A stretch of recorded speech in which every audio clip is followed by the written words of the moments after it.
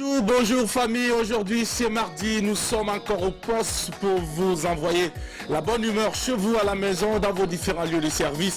C'est une équipe bien déterminée à vous entretenir du lundi au vendredi sur les antennes de la télévision nationale de Burkina Faso à travers l'aventure de l'apéro déjeuner. Notre slogan, ne jamais aller au déjeuner, ça marquait un temps à l'apéro pour prendre des forces. Et nous sommes ceux qui vous apportent régulièrement cette énergie positive et ces vibrations. Ce jour est un jour pas comme les autres parce que nous aurons sur notre plateau, attention, c'est un homme du savoir, des lettres, et j'allais dire, pour le taquiner un peu, le gromologue.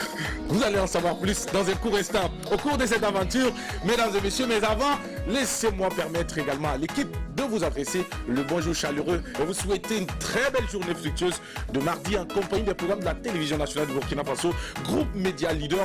Vous l'avez compris, c'est la chaîne nationale. Et merci de nous faire la belle amitié de vivre cette aventure en notre compagnie. Bravo, le chancelier Mister Culture Musique est avec nous pour le début de cette aventure. C'est vrai que c'est pas jeudi, mais quand même il est là parce que tout simplement le monsieur il a fouillé tout au fond de sa garde-robe pour sortir une chemise couleur jaune. Jaune pour nous ramener également à l'humilité ou surtout peut-être à la je sais pas, peut-être à la jalousie. C'est un monsieur qui est bizarre.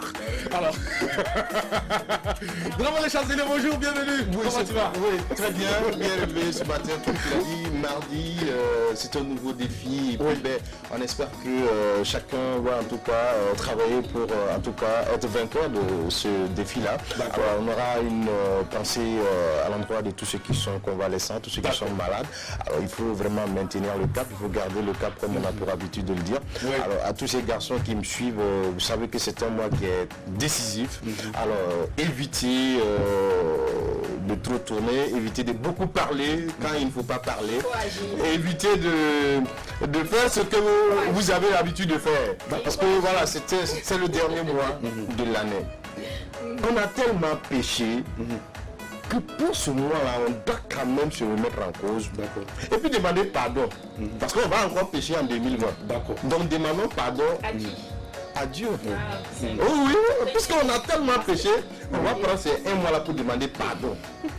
Janvier là, on va être doux. Et puis en février, on va commencer à pécher encore. En décembre là, Je te comprends. voilà. Sinon, on est très bien réveillés ce matin. Je sais que tu viens. Voilà. Et la couleur jaune aujourd'hui, c'est pas la jalousie, mais c'est comme les œufs que tu as mangés ce matin. c'est la renaissance. Comme je dis, on demande pardon tout le mois de décembre. Donc, c'est Merci. on remet. Voilà. Merci de nous informer que tu renais. Merci, bravo. Et laisse-moi te dire que pour mieux se porter, il faut éviter de répondre à toute convocation de la gente féminine en ce moment. Parce qu'actuellement, beaucoup nous sollicitent. Est-ce que je pourrais te voir? Il faut refuser. Oui, tu peux me voir. Si c'est me voir, Voilà. tu peux me voir. Parce qu'on ne sait jamais aussi. Tu peux me voir par rapport à un gombo. D'accord. Oh, Moi, oui. je refuse catégoriquement. Non, moi je te vois. Si c'est te voir, moi je te vois. Je ne veux pas voir. Parce que tu sais, c'est un mois. Non, si c'est nous pas dans en notre domaine. mars, je ne vois personne. Tu sais, dans notre domaine, ce mois-là, même quand tu vois appel en absence, tu rappelles. Parce que tu sais pas qui t'a appelé en fait. D'accord, bravo, continue à décocher. Oui, moi je rappelle même en Ouais, fait. c'est très bien. Mais quand ça m'arrange pas, Je sors t'encourage dedans. et je te souhaite le meilleur pour Oh, oui, cette merci, journée merci, hein. déjà de mardi. Oh, oui. À côté de toi, il y a Adèle qui est en train de te regarder avec beaucoup d'attention et elle a certainement quelque chose à nous dire par rapport donc à cette couleur jaune. Laisse ça. Alors, bravo, tu vas laisser ça. Adèle, bonjour. Bonjour Jackie. Oui.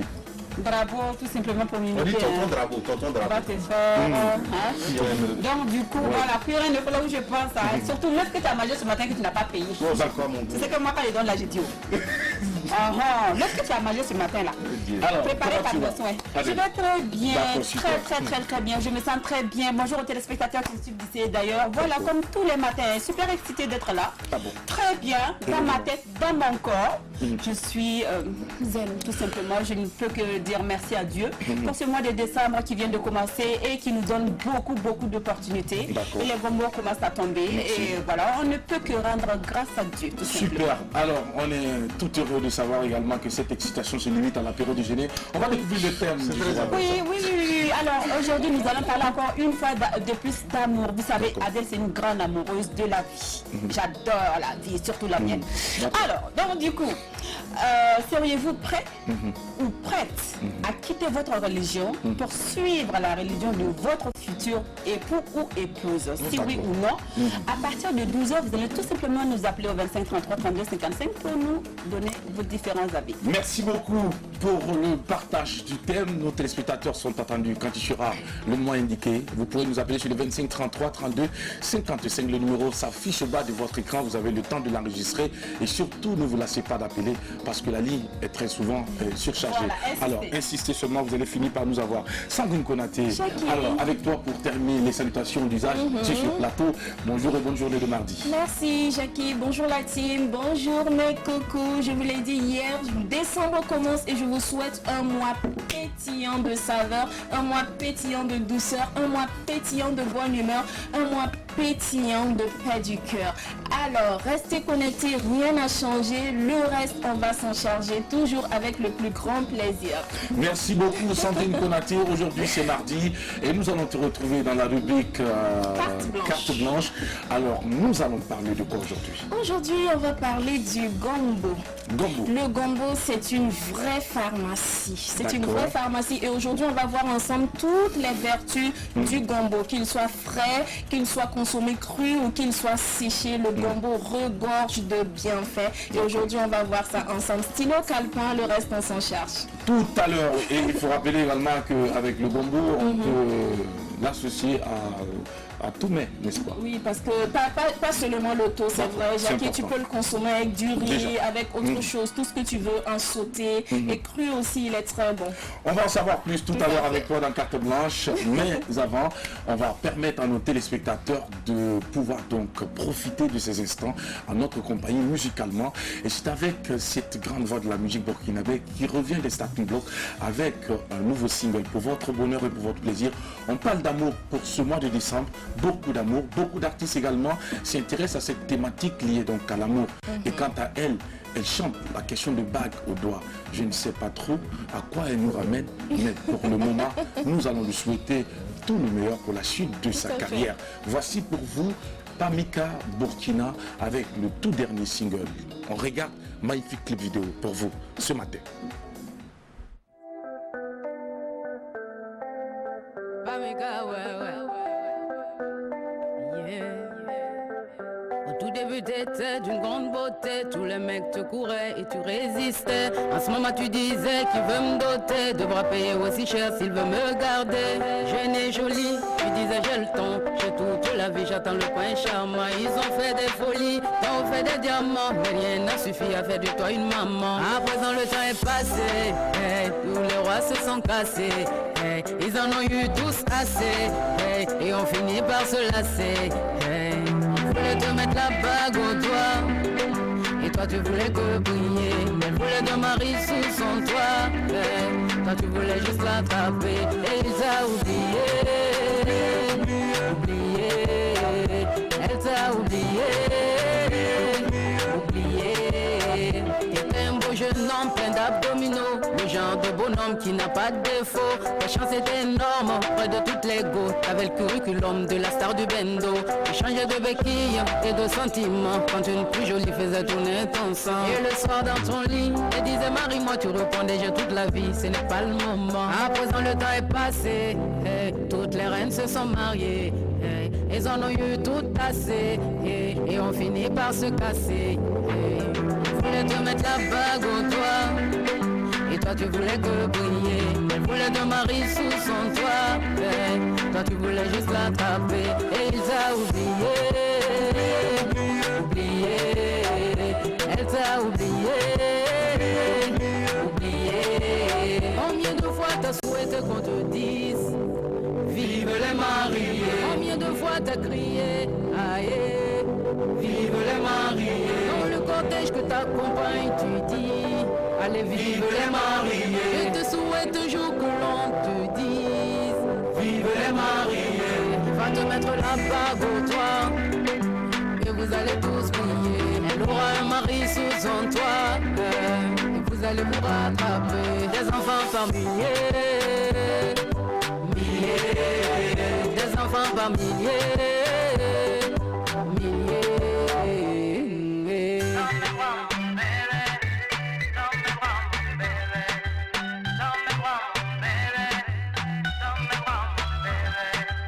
Dans mes bras mon bébé, dans mes bras mon bébé, dans mes bras mon bébé, dans mes bras mon bébé.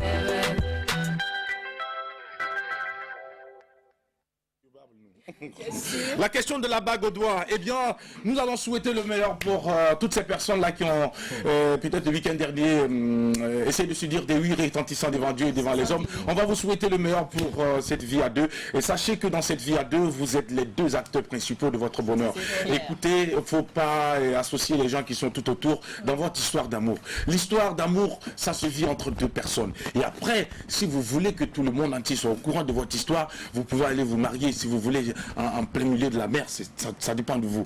Maintenant, pour celles également à qui on a proposé des bagues pendant longtemps et qui ont hésité, qui ont pensé qu'elles avaient toute la vie devant elles, eh bien, vous n'aurez que vos narines pour pleurer parce que les yeux n'existeront plus. Je vous souhaite en tout cas de savoir prendre les décisions au bon moment. Pamika, laisse-nous te dire que tu viens de nous gratifier d'un magnifique clip vidéo. C'est une très belle facture. On a beaucoup aimé. Il est court, il est bien. Il donne encore envie de t'écouter. Bravo à toi et à ton staff, dirigé de main de maître par l'inoxydable Kenzo Cash Ligdi, que nous saluons au passage. Ce clip est désormais à vous. Allez-y, maximum de personnes téléchargez donc ce clip sur la page de l'artiste pour lui permettre donc d'être encore plus vu à l'échelle même internationale. Bravo encore pour la réalisation. Real Sniper, je pense que c'est lui qui a touché ce clip. Bravo les chanceliers. Ah oui, ben c'est un très beau clip, vu la qualité des images, aussi le timing vraiment était, vraiment quand tu regardes, tu restes vraiment sur ta soif, tu as envie de revenir encore sur le temps. Et c'est ce qu'on demande aussi à nos artistes, plus c'est long, plus c'est lassant, et puis bon, finalement on zappe, donc on ne prend pas le soin vraiment de voir. Et puis bon, ceux qui se sont dit oui devant Dieu et devant les hommes, bon, on les félicite. Ceux qui sont en train de venir, bon courage à vous. C'est vrai qu'avant on se mariait pour le meilleur et pour le pire, mais de nos jours on se marie pour le meilleur et pour les rires. Donc bon, ça fait que bon, c'est quand même compliqué. Mais quand même, ceux qui ont ça en projet, bon vent à vous. Et puis bon, félicitations à Pablo. C'est ton avis, et nous respectons ton avis, bravo. Merci beaucoup Adèle. Avec toi également pour un léger commentaire. Alors un clip magnifique. Très rare. C'est-à-dire que Sniper, oui, c'est un réalisateur qui sait ce qu'il fait. J'ai déjà eu l'occasion de travailler avec lui. Mais ce clip-là, il a encore mis la barre haute. Et il a fait de très belles images. Sans oublier la voix super douce, puissante de Pamika. Non, Pamika, tu n'es pas à côté pour que je te fasse de gros. Tu auras l'occasion de la rencontrer. Je n'ai pas fini, Jackie. Vite, oui. Très vite, juste pour vous dire à vous les hommes là. Oui. Quand vous pensez que, genre, vous promettez, enfin, vous êtes là, vous gardez les enfants des gens, hein. Ils vieillissent, jusqu'à un moment donné, vous appelez, vous prenez une autre là. Oui, il y a quelqu'un qui attend à la porte, qui veut mettre la bague au doigt. Donc, vous aussi, vous allez vieillir. Jeune, vieux garçon, ça existe. Je ne sais pas, c'est ma vieille fille. Vieux garçon. Ça quelqu'un prend. Merci Adèle. Alors, c'est un peu oui. Oui, le clip, il est magnifique. C'est comme Drabo le disait, et je te l'ai dit d'ailleurs même en off, Jackie, quand j'ai vu le clip la première fois, je me dis, oh, c'est déjà fini. J'attendais de voir encore plus parce que mes yeux pétillaient comme ça de bonheur à la vue de ce clip, et c'est vraiment un pur délice pour les tympans. Le talent de Pamika, on n'en discute plus. Ce que j'ai particulièrement aimé, c'est le fait qu'elle ait changé un peu de style. Elle est sortie du registre auquel elle est habituée, voilà, et elle a osé et ça l'a vraiment réussi. Une artiste talentueuse, nous limite. Félicitations à elle et également à tout son staff. Alors, les filles comme les garçons, si vous trouvez que ça traîne, bougez. Pourquoi vous attendez forcément qu'on vous libère? Si vous trouvez que vous n'êtes pas bien, libérez-vous vous-même. Merci beaucoup pour tous les conseils. Mais moi, je dirais tout simplement, les filles, alors lorsque vous sentez que vous êtes en danger et que vous n'êtes plus en sécurité, personne ne vous oblige à rester. Et arrêtez de nous casser les têtes. Oui, de dire que les hommes, si tu ne veux pas me libérer, si je ne veux pas te libérer, libère-toi. Je pense qu'on n'a pas menotté quelqu'un. Merci Merci beaucoup, Sandrine Konaté. Alors, c'est vrai qu'elles vont nous en vouloir encore parce que ce qu'on dit, Et moi encore dans tous plus, les puisque cas. je suis une femme. C'est pas grave. Et puisque peut-être que tu vas te marier bientôt aussi. Pour moi, ce n'est pas le plus important. Ah, d'accord. Donc, merci. Mais les Alors, enfants par milliers aussi. Ça, c'est important. d'accord. Faites beaucoup d'enfants. Faites beaucoup d'enfants. C'est très important. Dieu va s'en charger. On dit non, Dieu s'en charge. Vous savez, confiez-toi à Dieu. Bombardez seulement. Merci beaucoup la team. Allez, bravo Pamika pour ce magnifique clip. On va tout de suite transition pour installer notre invité du jour qui est déjà sur notre plateau. Attention mesdames et messieurs, c'est un grand moment de rencontre avec un homme de culture, un homme de lettres, un homme du savoir, un homme des connaissances, un monsieur qui est prêt à nous apprendre beaucoup de choses. C'est une bibliothèque, c'est une mémoire vivante que nous rencontrons et que nous recevons sur ce plateau de l'apéro déjeuner pour vous en ce jour de mardi. Nous l'installons maintenant. Tranche de vie, c'est ici.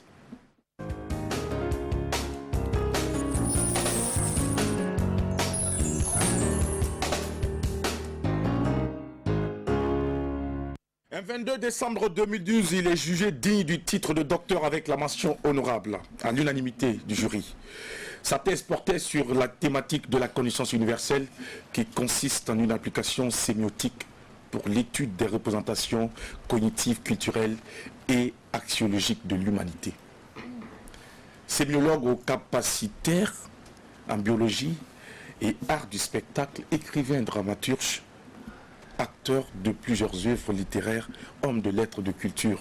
Il trempe très souvent sa plume dans les plaies béantes de l'Afrique en particulier et du monde entier en général. C'est une bibliothèque solide, riche et variée que nous recevons, avec des titres, des œuvres telles que L'Antédestin, Romain Ier, prix au Grand Prix national, Sa Majesté le Président, Théâtre Grève le Grand Prix, ça et là recueil de nouvelles prix spéciales, La Triade de Son, Guéli-Denis, L'Enfant Trio, Le Chemin de la Sagesse, Comte Islam, Pharaona, Théâtre inédit et Caïn se meurt, prix spécial au FESPACO. Ce monsieur est un ambassadeur de la paix. 2007, héros de la francophonie au Burkina Faso en 2010, chevalier de l'Ordre national en 2016. Il est en ce moment conseiller technique au ministère de la Culture, des Arts et du Tourisme. Attention, récemment, président de la commission thème au Philo 2019. J'ai nommé Dr Dramane Konaté. Ce monsieur qui parle non pas le français, mais la langue de Molière. Bonjour et bienvenue. Docteur, comment vous allez? Je suis très ému. Je suis très ému. Et vous-même? Super. Merci beaucoup. Merci de nous honorer, docteur. On sait que vous êtes hyper occupé.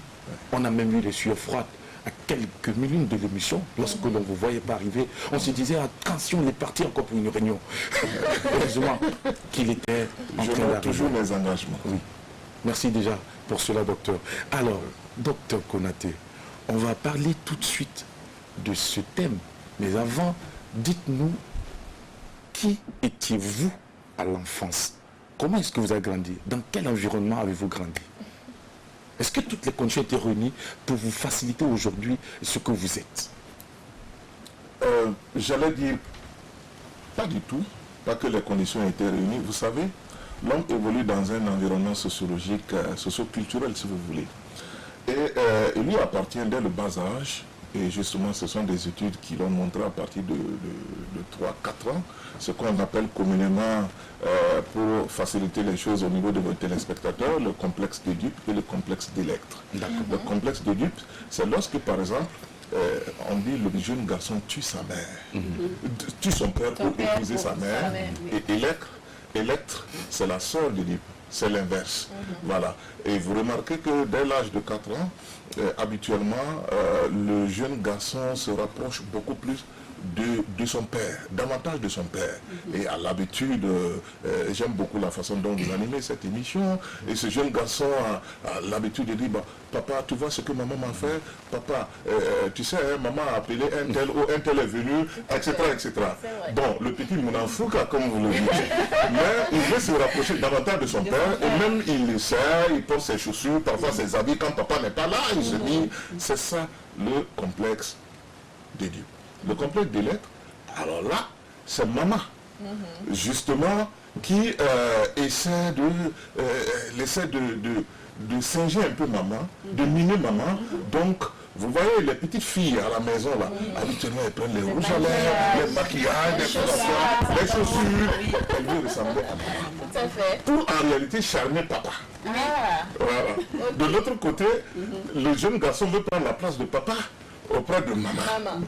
Donc c'est un mythe, ça date des temps anciens, depuis la Grèce antique, et c'est ce qui nous fait, dès l'enfance, qui que nous soyons, enfant blanc ou enfant noir, il n'y a pas de différence. L'être humain est un être humain. Il n'y a que les hommes qui ont inventé les races. La race est unique. Alors, par rapport à ça, bon, dès l'enfant, déjà, d'aucuns disaient que j'étais quelque peu turbulent, ou bon, j'arrachais tout ce que je voyais qui me plaisait.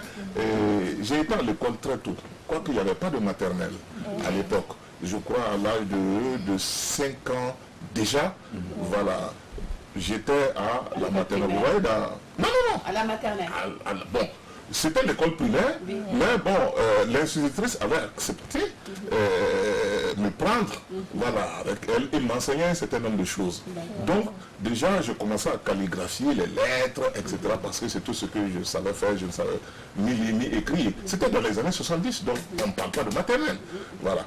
Alors, et plus tard, lorsque j'ai grandi, je me suis retrouvé au lycée. Naturellement, j'ai été amoureux des arts, des lettres, j'aimais beaucoup la lecture, je fréquentais beaucoup les bibliothèques. Il n'y avait qu'une seule, c'était au lycée Vézin Koulibaly, à Bobo Djoulasso. La bibliothèque à l'époque du Centre culturel français, aujourd'hui c'est l'Institut français. Donc j'y allais, je prenais des livres que je lisais. Et je préfère vous dire, j'ai chapardé quelques livres là-bas. Tellement la lecture de ces livres me plaisait. Donc de temps à autre, on sortait avec un petit livre sur l'aisselle, parce qu'on voulait garder ce livre. Voilà, ce précieux sésame. Donc c'est ça qui m'a fait découvrir les lettres, à travers la lecture, les grands auteurs de l'époque.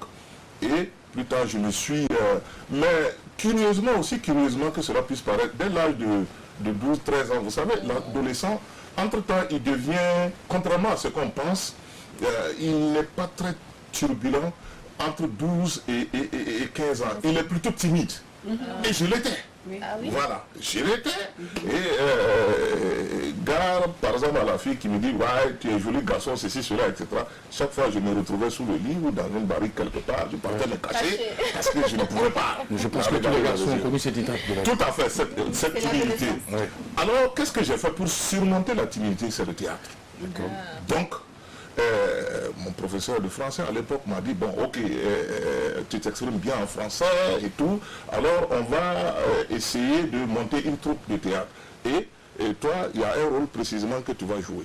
Et c'est ça qui m'a permis de me libérer, parce que je me retrouvais face à ce public scolaire, je m'exprimais, etc. Là, maintenant, à partir de la classe de seconde, d'aucuns disaient même que j'étais prédisposé à l'anglais. Naturellement, j'organisais déjà des conférences en anglais, etc. Mais le choix a été que bon, j'avais voulu faire le journalisme. Voilà. Puisque j'excellais vraiment dans la langue de Molière, comme vous venez de le dire, j'avais voulu faire le journalisme. Mais arrivé à l'université, le concours de CESTI de Dakar, bon, on a été suspendu. Je ne sais pour quelle raison. Et c'était en 87 précisément. Voilà. Et le 15 octobre 87 était passé par là. Vous voyez, ça nous a beaucoup marqué. Un matin, un vendredi matin, non, un jeudi soir, et ensuite vendredi matin, quand on s'est présenté, on a vu, il y avait du sang un peu partout, à l'université, sur le campus. Hier, il y avait eu un carnage au niveau du conseil. Donc, c'était un peu difficile. Je voulais laisser tomber tout ça, aller faire l'anglais, et puis faire autre chose.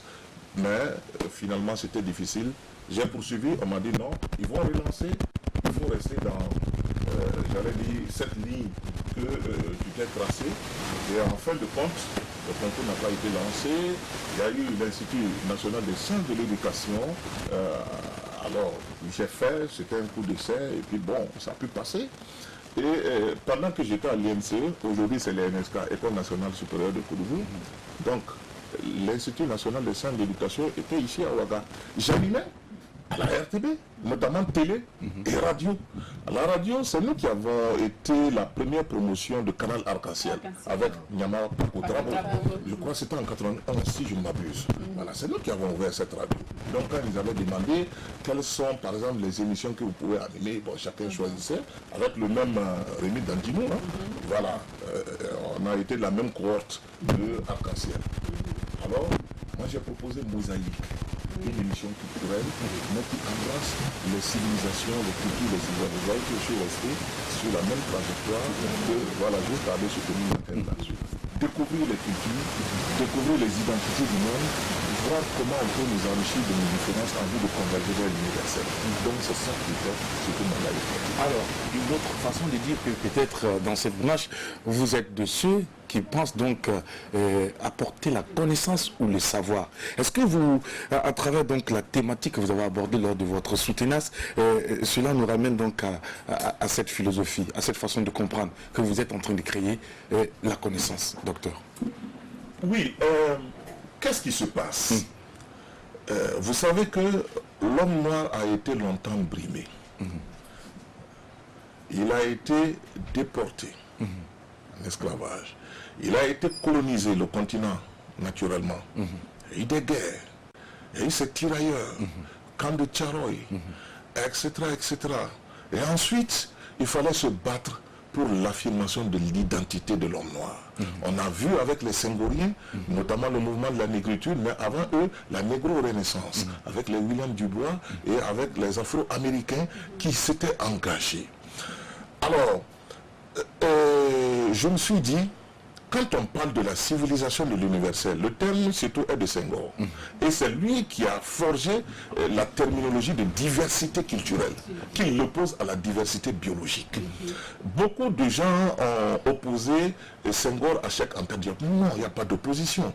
Parce que Cheikh Anta Diop, l'égyptologue, lui, il a dit les Égyptiens de l'époque, dans l'Égypte ancienne, ils étaient noirs. Senghor a dit non, attention, l'Égypte, c'était le pourtour de la Méditerranée. Et qui dit Méditerranée dit métissage. D'où son jargon de métissage culturel. Il y avait des noirs, noirs d'ébène, les Namibiens, les Éthiopiens, etc., qui étaient vraiment noirs, mais aussi il y avait d'autres, je n'aime pas le mot race, mais c'était des sémites, c'est-à-dire quelque peu métissés. Donc c'est ce qui a donné aujourd'hui l'Égypte que nous connaissons. Voilà, avec ces gens qui sont en Afrique, mais qui sont quelque peu métissés entre l'arabe et le négro-africain. Même Kizerbo a appuyé Senghor. Kizerbo qui a écrit l'histoire générale de l'Afrique. Il a dit en fait ce que eux ils reprochent à Cheikh Anta Diop. Kizerbo l'a dit, voilà, comme on dit les prophètes ce soir, ce qu'on reproche, c'est surtout de se focaliser sur la race essentiellement noire. Il dit l'Égypte ne peut pas être l'Égypte ancienne à l'époque si ce n'était pas un carrefour. C'est ça qui a permis à l'Égypte de développer sa civilisation. Les Grecs y allaient, les Romains y allaient, et d'autres barbares, comme on le disait à l'époque, tous partaient s'abreuver au savoir égyptien. Donc, soyons d'accord que c'était une civilisation à l'époque universelle et c'était une civilisation métissée qui allait dans le sens de notre culture. Cet échange, il y a eu ce brassage, voilà, que l'Égypte a dû donc... Tout à fait, tout à fait. Alors, moi je me suis dit, oui, c'est vrai, toutes les sciences, on estime que les sciences ont été inventées par l'Occident. Oui. Voilà. Si nous revenons à Cheikh Anta Diop, quelqu'un pour qui j'ai beaucoup de respect, parce qu'il a vraiment permis de connaître la culture noire. Et du reste, c'est lui qui a écrit Civilisation nègre et culture. Nation nègre du moins et culture. Donc vous voyez, alors à partir de là, je me suis dit non, il faut revenir, c'est vrai, à Cheikh Anta Diop. Il a dit que non, les sciences sont parties de l'Égypte ancienne. Effectivement, à l'époque, il y avait deux grandes civilisations. L'Égypte ancienne, mais aussi ce qu'on appelait Sumer, les Sumériens. Donc, les deux civilisations étaient quelque peu, je ne dirais pas, ont émergé en même temps. L'Égypte ancienne était quelque peu en avance. Donc, que ce soit les Thalès, les Pythagore, ils partaient tous en Égypte. Donc, imaginez, on a l'apéro, imaginez, à l'époque, ces pyramides qui ont été construites, ces grandes statues qui ont été construites, Mais s'ils n'avaient pas cette science avec les Égyptiens, c'était impossible. De nos jours, même à notre civilisation actuelle, dans la civilisation contemporaine, on n'arrive pas à faire des merveilles de ce genre. Alors que 3000 ans avant Jésus-Christ, ils ont réussi à le faire. Donc quand vous prenez le plan incliné, par exemple en physique, pour faire monter les blocs de pierre et construire les pyramides, il a fallu étudier le plan incliné. Tout à fait. Voilà. Donc, et d'autres sciences. Maintenant, pour ce qui concerne la science infuse dont j'ai parlé à travers ma thèse, voilà, la sémiologie ou la sémiotique. Vous voyez, séméon, ça veut dire signe. D'accord. Donc, on dit c'est la science des signes, des symboles. Ok. Maintenant, les Blancs, c'est pratiquement autour de 1940 ou 50 qu'ils ont réinventé cette science en parlant de sémiotique. C'est pourquoi parfois avec mes collègues universitaires, on ne s'entend pas sur les mêmes trucs. Parce que la sémiologie ne concerne pas en réalité que les lettres ou les arts. La sémiologie a existé d'abord en médecine, puisqu'on dit l'étude des signes. Donc à l'époque, quand les Égyptiens essayaient de voir, vous savez, ils soignaient toutes les maladies à l'époque. Et même l'embaumement, voilà, les momies là, vous voyez, c'est une science jusque-là, que même de l'autre côté, l'Occident ne maîtrise pas. On se permet de mettre le formol. Alors qu'à l'époque, sur la base de plantes, d'herbes et tout, etc., on arrivait tout à fait. Donc, c'était de détecter à l'époque les signes cliniques, j'allais dire, d'une maladie. Sémiosis. Donc la sémiologie. Et ensuite, pour interpréter les signes qu'ils avaient, les Égyptiens, ils avaient quoi en usage? C'était la sémiologie. Quand vous regardez les signes là, égyptiens là, appelés hiéroglyphes, mais c'est ça, c'est cela.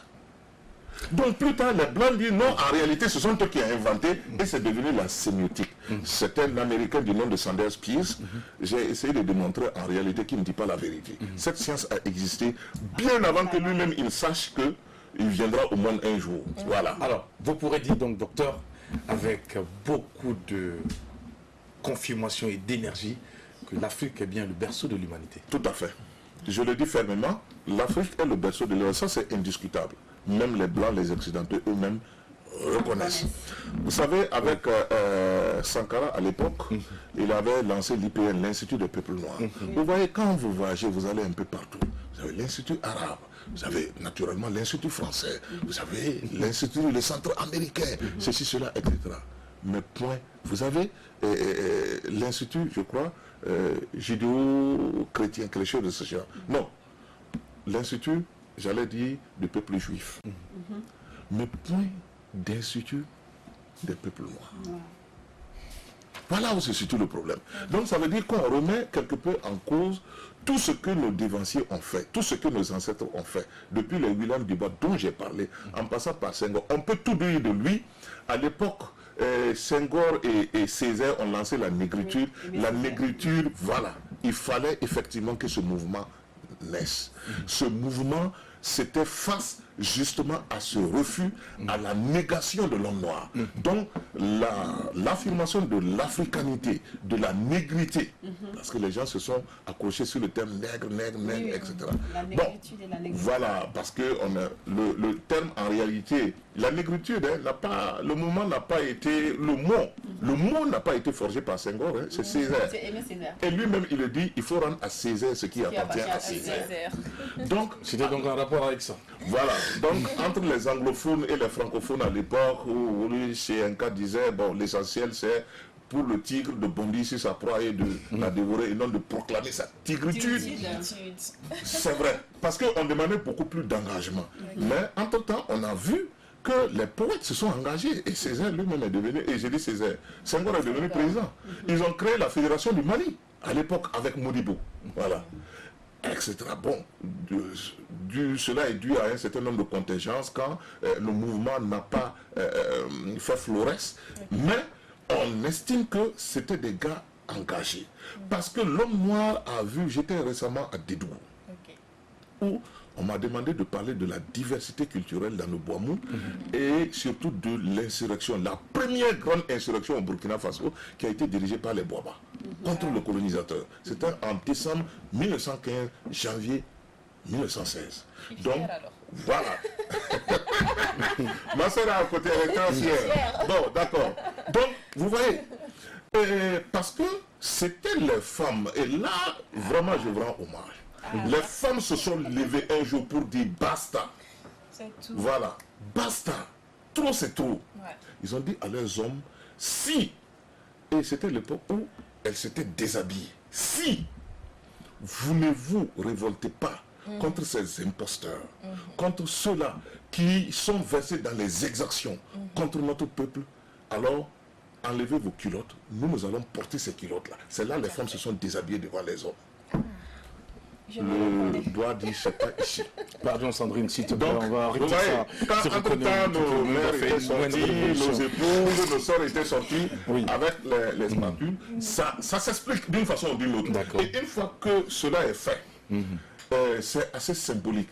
Et les hommes se sont levés, ont montré qu'ils étaient braves, avec des arcs, avec des lances. Ils avaient en face d'eux une armée bien organisée. Et du reste, il y a un fils de la région, un certain Céleste Koulibaly, je crois qu'il est lieutenant-colonel, qui a fait l'école de guerre et qui a démontré que c'était une vraie guerre.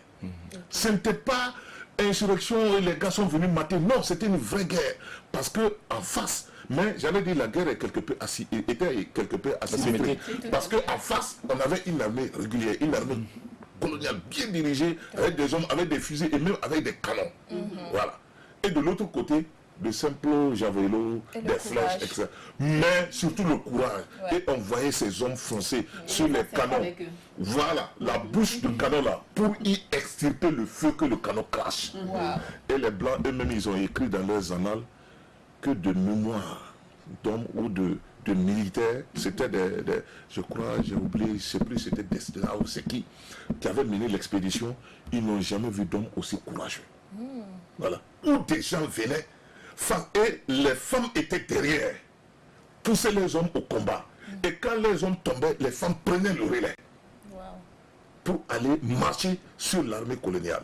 Et c'est au vu de cela, vous savez, c'était à la Première Guerre mondiale, au vu de cela, qu'on a recruté de braves Boaba, qu'on a appelé tirailleurs sénégalais, pour qu'ils aillent combattre les armées allemandes de l'autre côté. Alors, docteur, quand on vous écoute, je pense que vous nous transportez très loin dans l'histoire de notre peuple, où la bravoure de ses fils et filles a été mise donc en lumière. Mais moi, j'aimerais quand même revenir en cette période moderne. Alors, docteur, vous qui avez eu la chance de connaître, de découvrir toutes ces connaissances à travers vos nombreuses recherches, parce que vous êtes également un chercheur, et aujourd'hui, vous êtes sans doute dans un contexte où ce que vous avez découvert n'est plus ce que vous vivez aujourd'hui. Alors, selon vous, qu'est-ce qui peut bien justifier cette position ou le comportement de ces hommes, de cette humanité aujourd'hui, par rapport à ceux qui ont vécu autrefois et qui ont fait preuve de bravoure et surtout de fierté pour l'Afrique? Merci pour la question, dont l'enjeu est très important. Je commence à saisir la notion d'apéro. Voilà, vous mettez le jus à la bouche et puis on parle. Félicitations à vous, vraiment, vous dirigez de main de maître cette émission. C'est le choc des cultures. Ce choc civilisationnel, j'ai démontré face aux étudiants que la colonisation s'est déroulée en trois ou quatre étapes, mais 3 étapes fondamentales. La première étape, on nous a envoyé ceux-là qu'on a appelés des explorateurs, les René Caillé, vous voyez, les Bengeurs, ils sont venus voir, et le continent est bien riche, non? Et tout, il y a de l'or ici, il y a des fleurs et tout, etc. Mais surtout, ils ont trouvé en cette colonie, qui n'était pas encore la Haute-Volta, puisqu'elle a été créée en 1919. Donc déjà, après la conférence de Berlin, 1884, voilà, ces explorateurs-là, on les a envoyés. Alors, ils ont vu, il y a un grand fleuve, plus tard, qui est devenu le monde, et aussi la culture du coton peut bien prospérer sur cette terre. Ils n'ont pas de débouchés sur la mer, mais c'est possible qu'il y ait de l'or quelque part. Vous voyez, ce qui a été dès le 19e siècle suspecté, c'est ça qui est revenu pratiquement au 20e, 21e siècle. Et ces mêmes gars sont revenus pour nous coloniser autrement à cause des richesses du sous-sol. Parce qu'ils ont découvert qu'il avait quelque Tout à fait. Ils ont découvert. S'il y a autant de mines, s'il y a autant d'usines extractives, de sociétés extractives, ça veut dire que le sol burkinabé est suffisamment riche. Doré, comme l'avait que vous avez. Donc, alors, effectivement, ils sont aux aguets. Ces explorateurs ont berné, j'allais dire, nos ancêtres. Puisqu'à l'époque, il n'y avait pas de signature. Bon, qui savait lire et écrire? Ils sont venus voir nos chefs, nos nabas. Ils ont dit, bon, voilà, nous, on vous propose un protectorat parce que, vous savez, il y a trop de guerres dans vos contrées. Et aussi, vous savez, bon, avec ces chefs de guerre, là, les chamoris qui tournent et tout, etc. Si vous avez un protectorat avec nous, vous êtes sauvés. Et on prenait le doigt du chef, par exemple. Le chef boit de l'autre côté et on appliquait. Alors que le traité de protectorat disait autre chose. En plus de la protection, vous nous permettez d'exploiter vos richesses. Donc, après l'étape, voilà, après l'étape de l'exploration, où le bilan a été dressé. voilà, ils sont remontés. Voilà. Il y en a même qui sont morts de malaria parce que c'était la première fois qu'ils avaient affaire aux moustiques. Voilà. Ils ont fait, je crois, René Caillé, il avait la rougeole, en temps où c'était la malaria, quelque chose de ce genre comme ça. Alors, ils sont remontés faire le compte rendu. Tout à fait. Et là, on a dit, voici une terre que nous pouvons conquérir. Ils envoient maintenant l'armée. Dès qu'ils sont arrivés, c'est là, justement, les Bobas se sont levés. Ils ont dit, ah non, nous, je ne sais pas ce que nous avons signé. Hein. Vous avez dit traité d'amitié. Nous croyons que c'est ça. On a cru en votre parole. Maintenant, vous venez, vous voulez occuper nos terres. On n'est pas d'accord. C'est là ils se sont levés.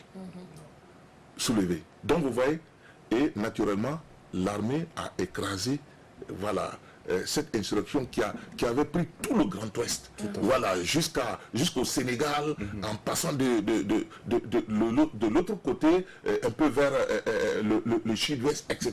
Tous étaient, de toute façon, les lobbies, hein, ils étaient de prime abord d'éternels révoltés. Voilà. Est-ce qu'à ce jour, ils sont toujours pareils? On a demandé des volontaires. Vous savez, peut-être que je vais juste prendre 30 secondes pour vous raconter cette anecdote-là. Vous regardez dans les archives de l'ambassade de France, il a été dit quelque part qu'il y avait un chef lobby. L'armée coloniale craignait ce chef lobby-là. On disait que c'était un chef de guerre. Il s'appelait comment? Un c'était Sien. Sien. Sien. C'est le nom qu'on lui a donné. Alors, le jour où, bon, bien sûr, ils sont venus, on a vu que les équipements en armement étaient supérieurs. Alors que ces gens-là, ils étaient dans des grottes ou dans les arbres avec des flèches. Ils fléchaient. Et même, je vous assure que Gérard Kango Ouedraogo en a parlé dans son œuvre. Voilà. Alors, que effectivement le lobby était dangereux. Et lui, entre-temps, l'administrateur voulait l'envoyer là-bas, comme préfet ou quoi. Il a dit non, il ne va pas se faire flécher par les lobbies. Donc ce type-là, comment ils ont réussi à le prendre? C'est-à-dire on l'a surpris. Mais si on vous décrit comment le combat s'est mené, on avait exterminé sa troupe, il était seul. Le gars, il avait un cache-sexe, puisqu'à l'époque, voilà. Et son carquois là, maintenant il fonçait sur l'armée coloniale. Et la description, c'est pas nous qui décrivons, hein, ce sont eux, dans leur rapport. Le gars, il tire sa flèche et il se court quand on tire. Et ensuite, il se lève, il tire et il avance hein, jusqu'à virer son carquois. On tirait sur lui, puisqu'on disait qu'il était waké, il avait des amulettes, machin et tout là. On tirait sur lui, il se court, il se lève. Et il allait droit. Mais eux tous, ils ont pris la tangente. Ils ont fui. Ils ont dit qu'ils n'ont jamais vu un forcené comme ça. On tire sur lui. Malgré les coups de feu là, le gars, il avance. Et chaque fois, il décoche. Il y a encore la force, Voilà. surtout le Donc, réflexe. pour dire que ces volontaires-là, on pourrait bien les trouver dans les villes. Je crois que le ministre, je ne sais pas moi, de l'Éducation nationale, il a séjourné pour promouvoir le volontariat. En matière On pense qu'on peut en trouver là. Voilà.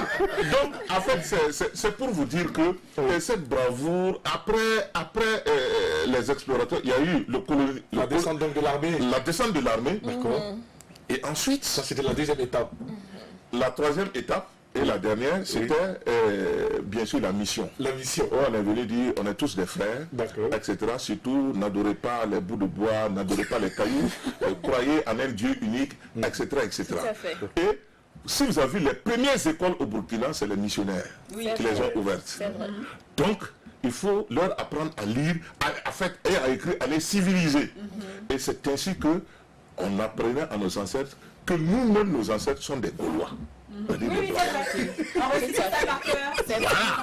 Voilà l'histoire.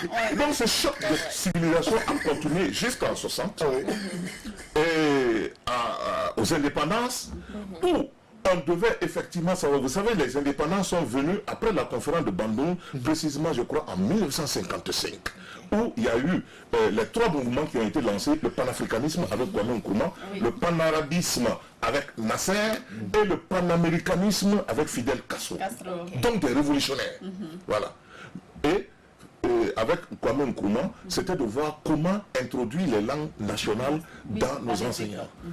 Donc pour dire que l'Afrique devait s'assumer, aller vers notamment des Nations Unies d'Afrique. Mais malheureusement, bien sûr, le Ghana a été pratiquement le premier pays à acquérir son je crois en 57, non? Et ensuite les autres pays ont suivi en 60. Vous avez posé la question de savoir, je vais aller très rapidement, pourquoi aujourd'hui on est face à un problème de ce genre. Donc, ce choc des civilisations, d'un de deux, mais aussi avec, j'allais dire, l'avènement de la mondialisation, où tout est mondialisé. Et Joseph Kizerbo n'a pas manqué de dire qu'on est dans un monde où c'est l'homogénéité, l'homogénéisation de tous les produits. C'est-à-dire, on veut faire comme les Américains, comme les stars américaines, on veut dans l'alimentation, ce sont les conserves, c'est ceci, cela, etc. Même leurs idées. Et je vais lâcher quelque chose aujourd'hui, je n'ai dit ça sur aucun plateau de radio ou de télé. En faisant mes recherches, j'ai découvert un article, c'était un conseiller du président américain. À l'époque, je ne sais plus, je crois que ça devait être Reagan, qui n'a pas manqué de dire que si le monde doit converger vers des valeurs communes, il faut que ces valeurs soient américaines ou que les Américains soient en phase avec ces valeurs-là. Sinon, ces valeurs ne passeront pas, ne seront pas promues. La conséquence, l'homosexualité. Vous avez parlé de mariage tout à l'heure, mais vous n'avez pas précisé si c'est mariage entre deux personnes de sexe différent, ou bien si c'est... Je pars du principe qu'au Burkina, le mariage homosexuel n'est pas légalisé et n'est pas reconnu. Donc je parle dans le cadre du mariage entre un homme et une femme. Et vous êtes pour cela. Non, qu'on le dise haut et fort autour de... Parce qu'on n'imaginerait pas un seul instant que deux hommes se pointent à la mairie ici à Ouagadougou pour se passer mariage. Voilà. Donc, moi je ne les jugerai pas. Alors que eux, oui, vous ne portez pas de jugement, mais c'est la société qui juge. Individuellement, vous voulez... Justement, voici où se situe le problème. Là-bas, on estime que ce sont les droits de l'homme. Tout à fait. Si un homme dit, lui veut contracter un mariage avec un autre homme, il n'y a pas de problème. C'est son droit. Mais ils n'ont pas à nous traiter de barbares, parce qu'on est polygame. C'est vrai. Plus ou moins. Sujet très sensible, très sensible. Et ce que vous venez d'aborder comme question au docteur peut faire l'objet d'une émission de 10 heures de temps de débat.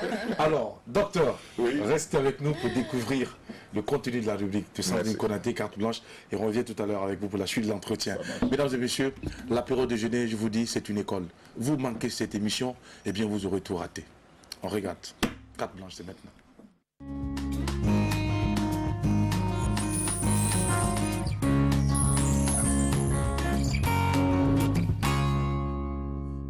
Alors, il est temps pour nous d'écouter Sandrine Konaté avec son histoire de gombo sec ou séché. Bon, sec, frais, séché. Voilà, les vertus du gombo, que ce soit frais, que ce soit séché, que ce soit cru ou que ce soit consommé cuit. Je disais que le gombo est une véritable pharmacie. On va aller vite pour permettre au professeur de rebondir parce qu'il est tellement intéressant. Alors, pour diminuer le taux de cholestérol et aussi de glycémie, il faut consommer assez de gombo. Si vous l'aimez cru, vous pouvez découper quelques tranches de gombo et consommer tout le temps. Non seulement c'est bon pour la glycémie, mais ça permet aussi d'ouvrir l'appétit. C'est comme notre apéro, ça stimule l'appétit, l'envie de manger, et aussi pour les personnes qui ont des problèmes, qui sont convalescentes, qui n'arrivent pas à bien manger. Si vous consommez le gombo de préférence cru avant, vous allez voir que ça va vous ouvrir l'appétit et vous pourriez manger. Aussi, le gombo permet de booster le système immunitaire de l'organisme, c'est-à-dire les défenses naturelles de l'organisme. Ainsi, vous serez en phase de prévenir certaines maladies comme la maladie d'Alzheimer, les maladies de foie, les accidents vasculaires et aussi la constipation, parce qu'il faut noter que le gombo est un excellent laxatif d'herbe, tu as compris.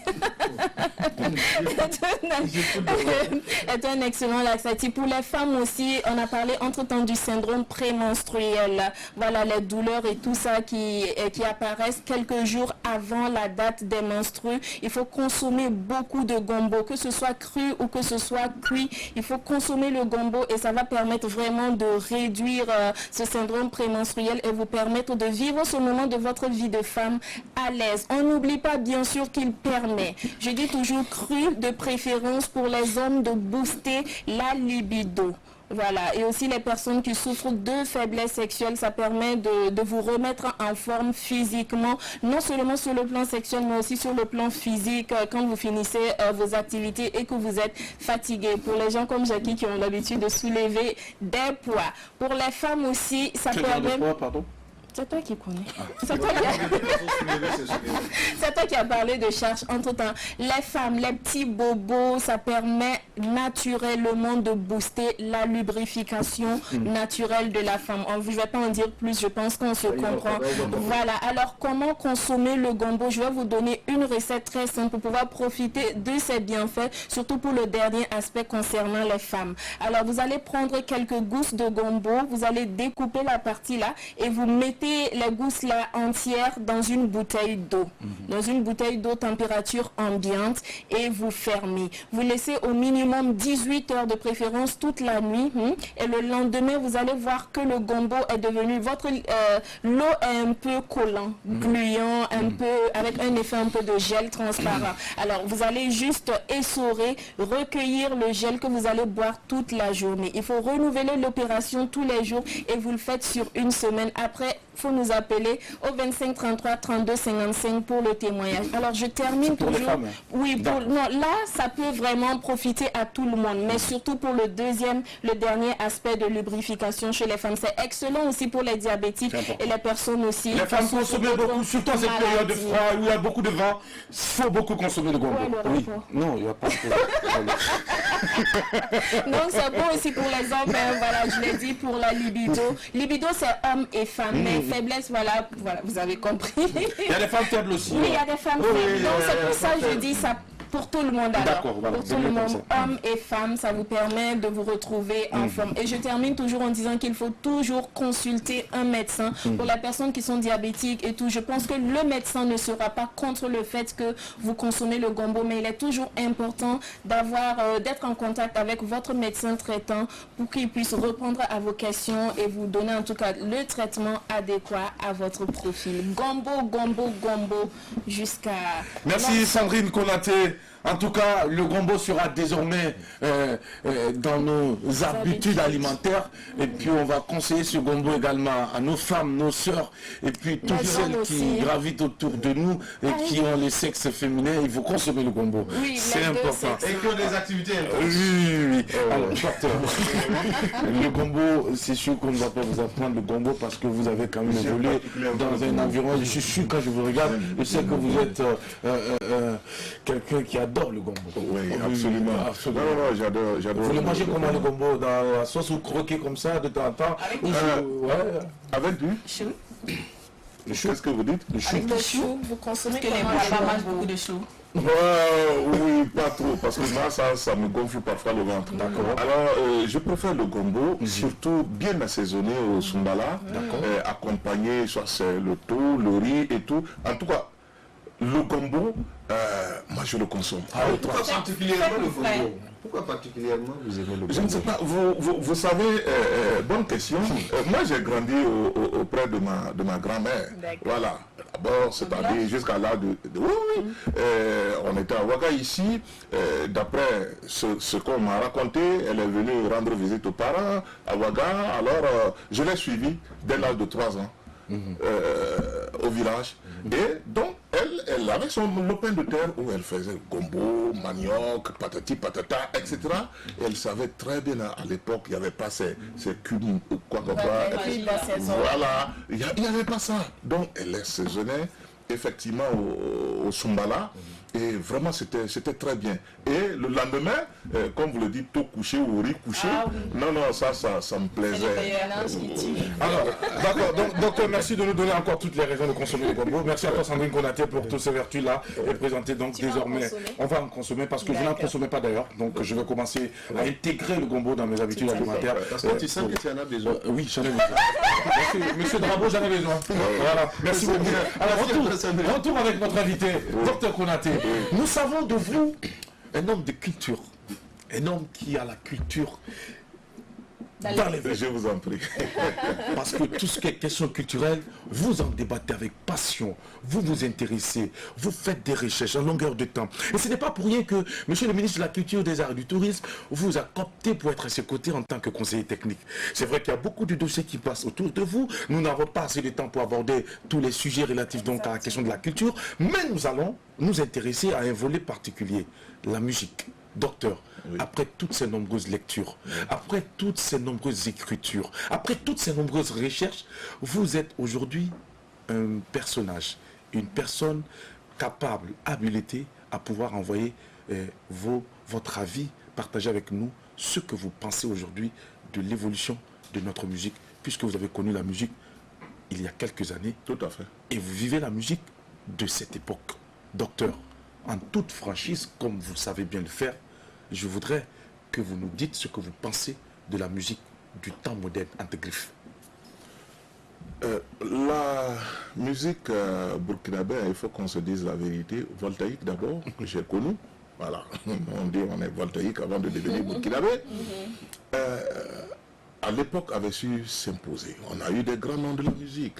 Voilà, les Amadou Balaké, les Georges Ouedraogo, les Tidjane Koulibaly, etc. Et aussi des ensembles. On créait des orchestres. Malheureusement, j'ai remarqué qu'on n'en a pas beaucoup à notre... Et les orchestres, justement, étaient des lieux de formation. Il fallait, même si tu chantais, il fallait savoir jouer d'un instrument. Voilà. Il ne faut pas se contenter uniquement du micro pour chanter.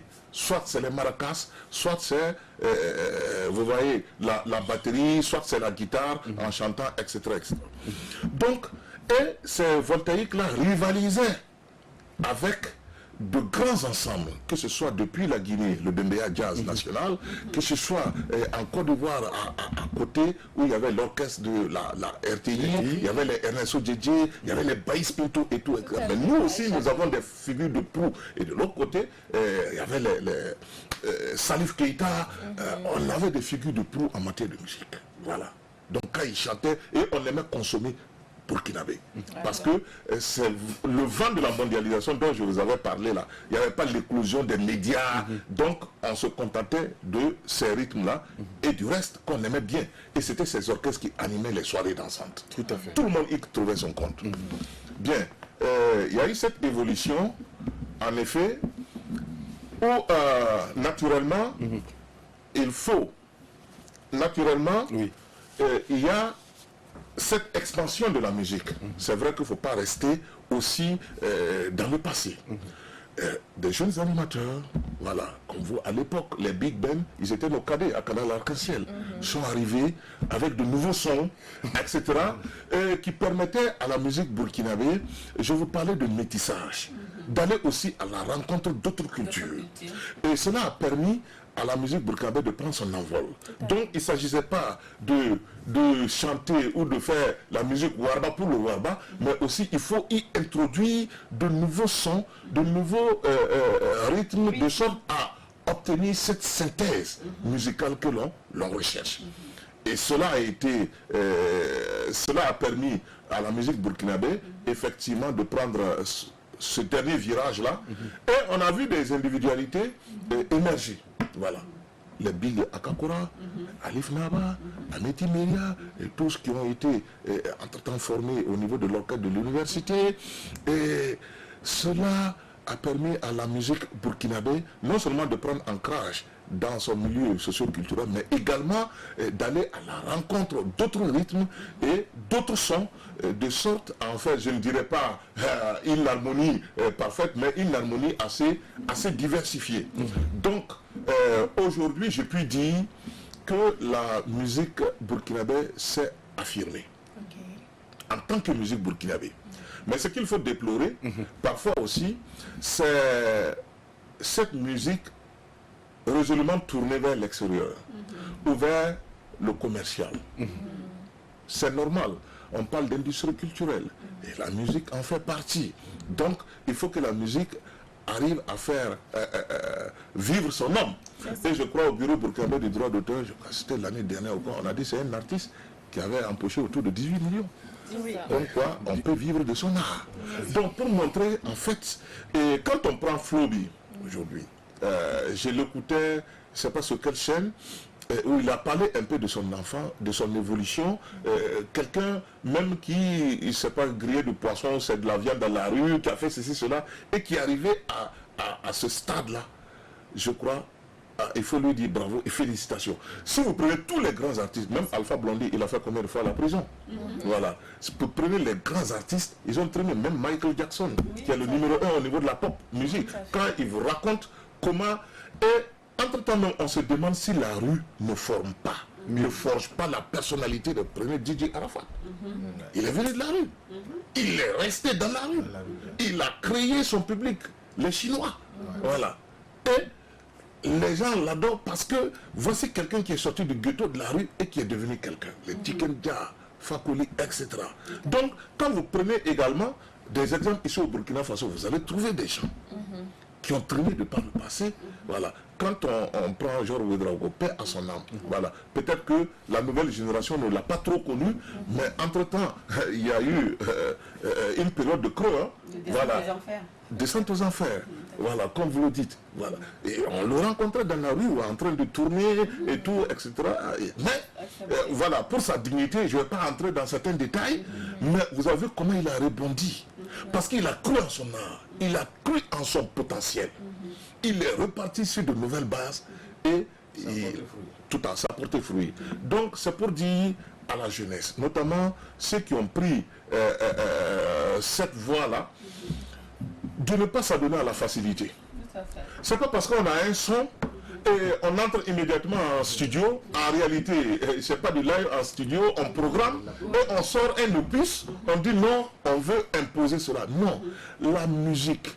J'ai l'habitude de dire, c'est vrai que j'ai pratiqué la musique, j'ai fait la guitare solo, la guitare basse, j'ai fait la batterie, je pratiquement joue, je touche à tous les... Sauf le balafon qui m'a quelque peu échappé, parce que j'avais appris, mais ce n'est pas voilà, mais je vais m'y mettre. Voilà. D'accord. Alors, pour vous dire que quand on sort son opus, il faut qu'on soit sûr. Quand moi j'écoute un son, la première fois c'est la première impression qui compte. Mais si on a fait un matraquage, en fait, on finit par s'habituer au son. Non, on ne l'aime pas. C'est ce que beaucoup font. Voilà. Donc, vous voulez dire qu'on force les gens à aimer? Tout à fait, puisque c'est du matraquage. Voilà. On joue à longueur de journée, on joue 3 ou 4 fois, sinon 10 fois le morceau. Bon, on commence à dire oui, tel son, entre-temps, telle voix, et puis ceci. Voilà. Est-ce que vous êtes en train de partager l'avis du ministre de la Culture qui dit que lorsqu'il écoute tout de suite un CD, dès la première chanson, il y a des moments il n'a plus envie d'écouter le reste. Je crois que ça doit être même l'avis de tout mélomane. D'accord. Tout bon mélomane, quand on fait passer un son, même quand vous êtes loin, vous êtes à 20 mètres, à 30 mètres, parfois vous dites, mais qui chante comme ça? Oui, tout à fait. En fait, c'est celui-là qu'on appelle mélomane. Voilà. Qui est différent du franc. Le franc, c'est quoi? Que ce soit bon, que ce soit pas bon, lui, il est là. En réalité, c'est la personne que les femmes aiment. Tout à fait. Mais en fait, c'est ça. Voilà. Alors, tout ce qui gravite autour de l'artiste lui plaît. Absolument. Absolument. Même quand il sort, le franc, il ne peut pas dire, bon, voilà, bon, j'ai beaucoup aimé. Je vais vous dire quelque chose sur Flomi. J'ai beaucoup aimé ses premiers sons. Qui était naturel, qui était authentique, etc. Mais c'est normal, il est entré dans ce qu'on appelle l'industrie culturelle.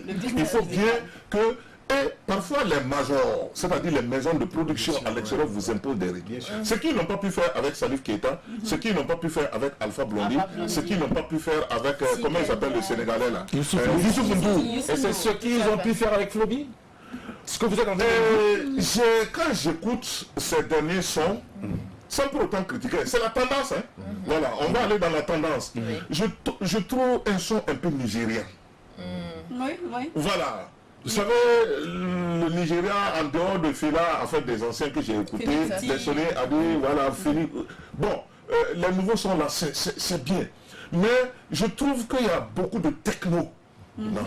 Alors que ces premiers tubes, par exemple, même en remontant hier ici à Ouaga, j'écoutais quoi, Yombo, il a un titre que j'aime particulièrement. Oui. Je ne sais pas ce qu'il dit dedans, mais j'aime particulièrement ce son.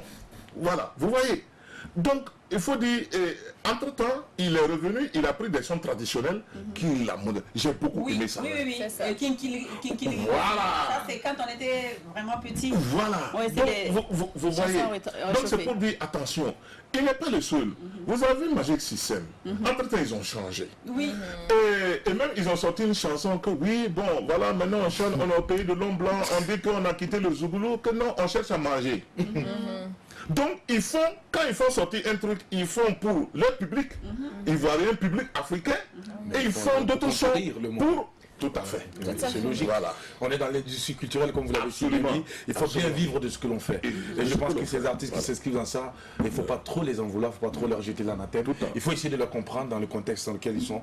Et puis essayer peut-être de leur apporter des conseils, comme vous savez si bien le faire, pour les permettre donc de pouvoir également écrire leur légende, une page de leur histoire. Il y a un autre débat. Oui. Certainement que c'est... on évite d'en parler sur les plateaux. C'est le quota que l'on veut imposer aux chaînes de radio et de télé. Voilà. Vous savez, je vous disais, la musique, effectivement, elle s'impose d'elle-même. Si vous faites un son, vous créez un son, vous produisez un son, eh bien, ce sont les animateurs radio, télé et tout même qui vont vous courir après pour pouvoir passer. Parce que c'est la tendance. Vous êtes... Bon, selon ce qui nous est revenu, puisqu'il y a eu la télé sur la musique, tout à fait. La diffusion et la promotion de la musique burkinabé, l'année dernière, ce même mois, au mois de décembre, là, voilà, où les débats étaient houleux. Je me rappelle, c'était à l'arabe. Oui. Ça, c'était avant, parce que, si vous permettez, juste parce que maintenant, c'est...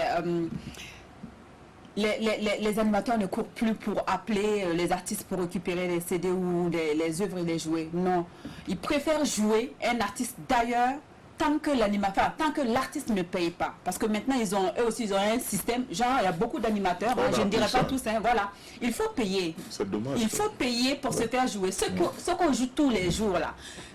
C'est beaucoup qui arrivent à payer. Il y a d'autres qui font de très belles œuvres, de belles factures et qui ne passent pas tous les jours. Voilà. Ces animateurs-là qui vont courir, derrière les artistes et puis prendre leur CD, ils sont très peu. Sur 100, ils ne dépassent pas 5.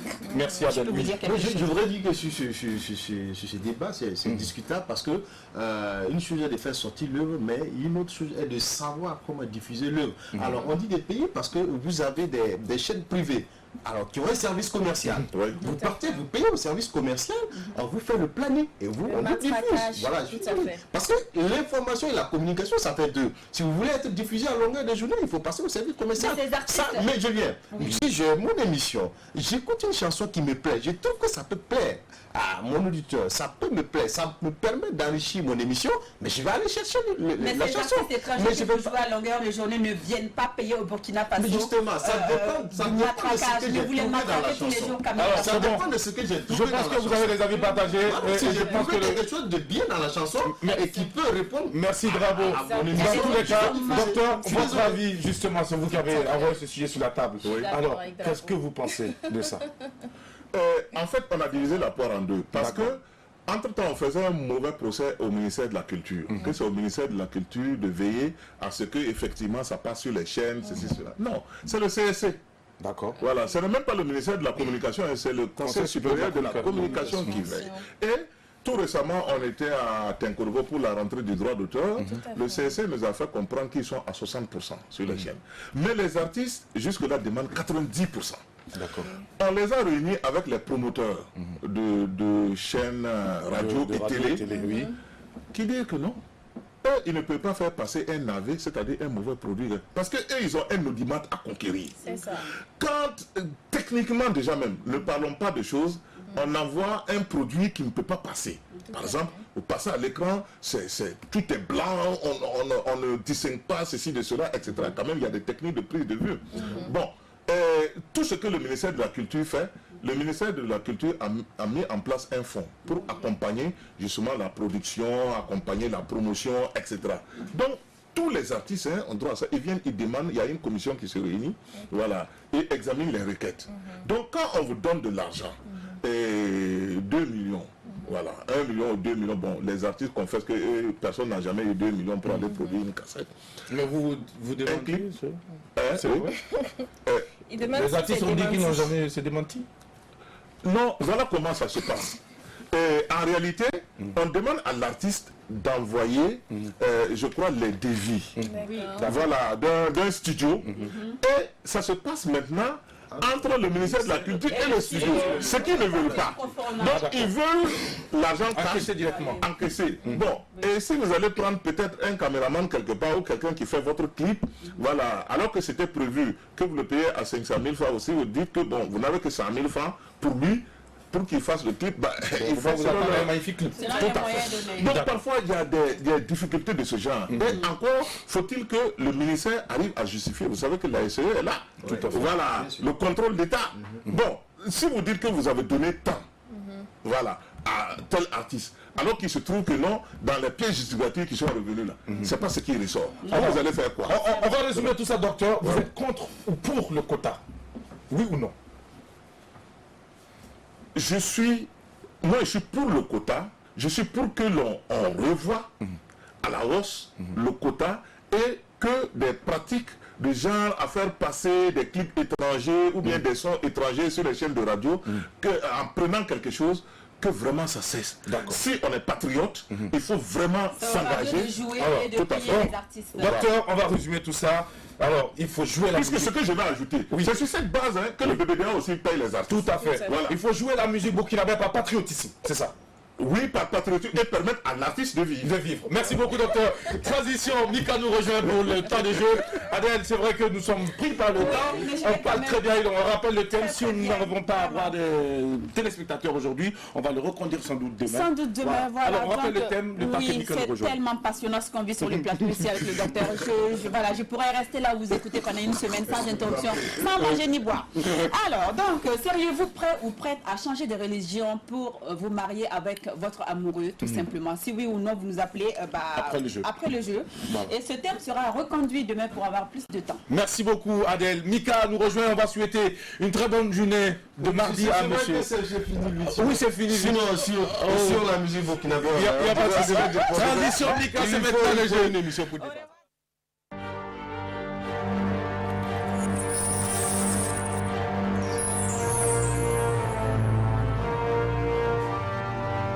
Nous sommes de retour sur le plateau. Mika nous rejoint pendant que c'est chaud ici. On parlait de musique. Eh bien, docteur, on va essayer de détendre l'atmosphère. On va vous laisser en compagnie de celle qui a l'art de jouer, de tester les connaissances de nos invités. À travers donc le puzzle, elle va vous expliquer plus et aller avec vous. Bonjour Mika, bonne journée de mardi. Très chaud, Jackie. Bonjour. C'est très chaud. On va essayer de faire descendre un peu la pression, la température. Avant, je dis bonjour à nos amis téléspectateurs et tous ensemble, on va essayer de remettre ensemble les pièces d'un puzzle en fait. Voilà. Ou plutôt, vous allez essayer, vous et puis les téléspectateurs. Moi, je vais juste vous proposer le puzzle et vous allez essayer de le mettre en place, les pièces, et nous dire ce que vous voyez, tout simplement. Voilà, donc ça, ce sera la première partie. Ensuite, on va écouter une chanson et vous allez simplement essayer de deviner le titre de la chanson. Ok. Voilà, donc on va y aller et c'est à l'écran que ça va se passer. Par là. Voilà. Donc, voilà le puzzle que je vous propose. Que voyez-vous? Est-ce que vous voyez quelque chose? Ou rien du tout? Quelques indices? C'est assez sombre. Oui. Parce que, oui. C'est assez sombre, Oui. soit c'est une œuvre d'art, soit c'est une épaule, voilà. Non, c'est un personnage. C'est un personnage. Et Voilà. il nous vient, voilà, c'est un personnage et il nous vient du Mali, voilà. Ok. Et voilà. Donc l'image évolue un peu, oui. Il est du Mali. Originaire du Mali. Du Mali. D'accord. C'est le premier indice. Est-ce que ça vous aide? Oui. Vous pensez je déjà à vois- quelqu'un? Regardez le thème. Je vois, bon, comme c'est en noir et blanc. Un noir blanc, est-ce qu'on peut voir le tête? Déjà avec le chapeau, Oui. En Afrique, on les appelle les blancs. Mais Et puis regardez le nez. c'est des noirs, mais Bon, les gars, calmez-vous. ça me... Vous pensez à... Ouais, un peu vers Amadou, un peu. Vers qui? J'entends pas bien. Regardez son nez, il y a des taches noires dessus et partout. Laissez-le proposer que je... Regardez, moi je lis l'image, je ne donne pas de liste. Pendant ce temps, je peux chanter? Non, pas du tout, merci. Merci, Sandrine. Donc ça c'est une véritable colle. Hein. Ça va, c'est pas fort à deviner. D'accord, Si vous arrivez- je vais essayer de l'aider encore un peu plus. Alors, ce monsieur était un ethnologue. Oui. Deuxième indice. Vous avez parlé de lui. Oui, bien sûr. L'image est plus claire maintenant. Oui. C'est plus clair, Il toujours. a un trait exceptionnel. Ils sont très souvent marginalisés. Et puis, il chante. Salut Keita. Ça ne va toujours pas. Non, c'est pas lui. Totalement bien là. Vous êtes à côté, les gars. Allah nous a Vous êtes, ouais, je vous ai je vous voyais venir. Alors, le dernier indice, non, je suis sûr qu'il va s'en sortir. Le dernier indice, c'est l'auteur de la célèbre phrase qui est pratiquement devenue un proverbe africain. En Afrique, quand on dit ah, mort, c'est une bibliothèque. C'est ce que je vous avais Non, dit. je vous ai dit de continuer, vous n'avez pas continué. Mais Il a commencé il a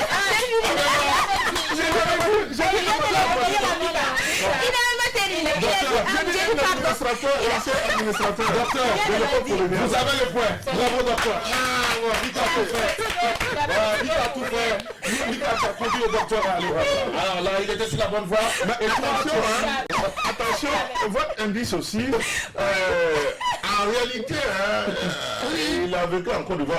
Oui, c'est vrai. Voilà, et même Oui, sa fille, il Mali, dit toujours, voilà, exactement. ça dit qu'il a cette nationalité. D'accord. Ouais. Donc c'est ça qui m'a quelque peu, mais j'ai dit quand même Amadou en pas, dès que j'ai vu le nez et la cravate. En fait, il a commencé. il n'a pas terminé. Voilà, il n'a pas terminé. Du coup, Voilà une œuvre que je lis même en ce moment. C'est en ce moment même. Non. Non, mais pour une fois que je vais La lire quand même. connaissance a un coût, n'est-ce pas docteur? Ah oui, en fait, j'ai envie de demander au docteur. Tout à l'heure, il nous parlait de mondialisation, de globalisation. Alors que je sais que ces personnes-là, les personnes comme Amadou Ampateba, ont beaucoup travaillé à transmettre la culture, à transmettre, comment on appelle, la tradition orale, tout ça. Oui. Voilà, en vue de conserver, à mon avis, de conserver vraiment le patrimoine culturel africain et tout. Du coup, je me demande, avec la tendance actuelle, est-ce que les travaux de ces personnes-là, est-ce que ça a un réel impact encore, réellement? Est-ce que c'est... Est-ce que ça retrouve son importance? non, le problème, c'est vrai qu'on n'a pas abordé le sujet. Les jeunes ne lisent pas. C'est vrai. Donc, aller s'abreuver à la source de la connaissance là, avec justement ces baobabs là, qui en réalité c'était non seulement des sages, mais aussi des philosophes, et qui ont anticipé, qui ont eu une vision. Voilà, c'est pourquoi Kizerbo disait, mais un vieillard assis voire plus longue qu'un C'est jeune homme debout. Et lui, essentiellement, Amadou Ampateba, il était très versé dans la tradition orale, dans cette sagesse africaine. J'ai beaucoup aimé les 6 paraboles du caméléon. Et c'est venu de lui. Et quand vous prenez les 6 paraboles du caméléon, voilà, pour vos téléspectateurs, c'est exactement la situation actuelle. Voilà.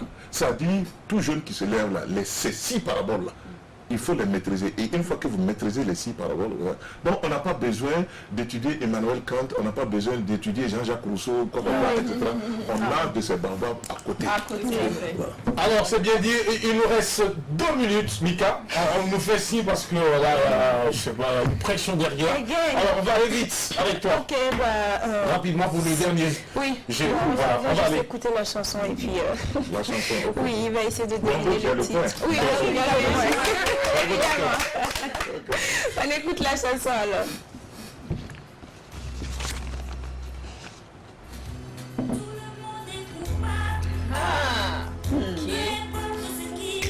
Personne n'est coupable ici. Docteur, ça, Si, mais c'est qu'il y a eu tellement de reprises. Ah d'accord. Oui, c'est pas ça faux. c'est... Mais l'original c'est... Donnez le nom de nouveau. Le titre de la chanson, c'est ce que je Tout le monde est coupable. Jacques, il y a quoi? J'attends Il y a le refrain. quoi, Jacques? J'attends le refrain. Oui, c'est le titre que je veux. Les gardiens, c'est pas Togo, là où j'ai acheté mon pack. Non, mais vous savez pas. Oui. Non, j'ai son nom. Moi je comprends. C'est Afia Malade, mais c'est le titre qui m'intéresse. Oui, c'est le titre de la chanson qui m'intéresse. Mais c'est ce qu'elle dit. Oh les gars, c'est pas sérieux. C'est le titre éponyme. Donc elle a dit que si elle me donne le titre à cette chanson, il y a problème. Effectivement, c'est tout le monde est coupable. Afia, c'est la petite Mika, 0. Bravo, docteur. donc je savais qu'aujourd'hui ça allait être compliqué. C'est très compliqué. Mais Jackie, cette chanson me plaît particulièrement à cause de ce qu'elle dit, du message qu'elle envoie. Elle trouve que tout le monde est coupable à un certain niveau des mots que vive notre société. Est-ce que vous êtes d'accord avec elle? Est-ce que c'est vrai? Je suis tout à fait d'accord avec elle. C'est-à-dire aujourd'hui, même si nous prenons le contexte actuel du Burkina Faso, nous sommes tous coupables de ce qui nous arrive.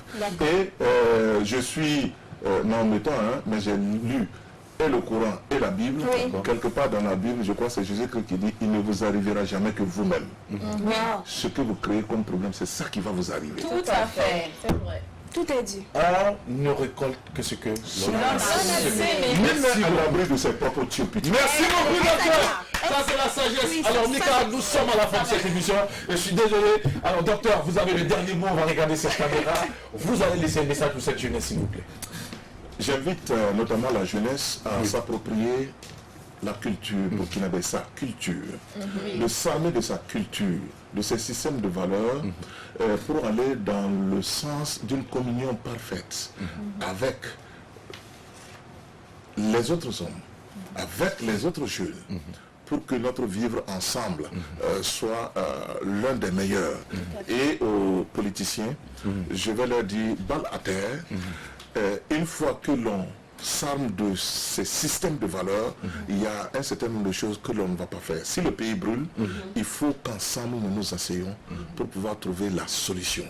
Sinon, du jour au lendemain, on peut se retrouver sans patrie et on ne voit pas qui va venir diriger ce pays lorsque ce pays n'existera plus. Nous sommes dans le même bateau. Le héros de la francophonie au Burkina Faso 2010, chevalier de l'ordre national 2016, conseiller technique au ministère de la Culture, des Arts et du Tourisme, récemment président de la commission thème de la philo 2019, sémiologue capacitaire en biologie et en spectacle, écrivain, dramaturge de plusieurs œuvres, homme de lettres, de culture, homme des savoirs et surtout des connaissances, était notre invité, docteur Dramane Konaté. On vous souhaite une très bonne suite de carrière. Et sachez que nous viendrons nous abreuver toujours à votre source. il y a pas de Parce que vous êtes une mémoire pour nous. Et merci de nous avoir enseigné pendant ce temps d'antenne. En fait, je suis capacité en bibliologie. C'est la science du livre. La bibliologie.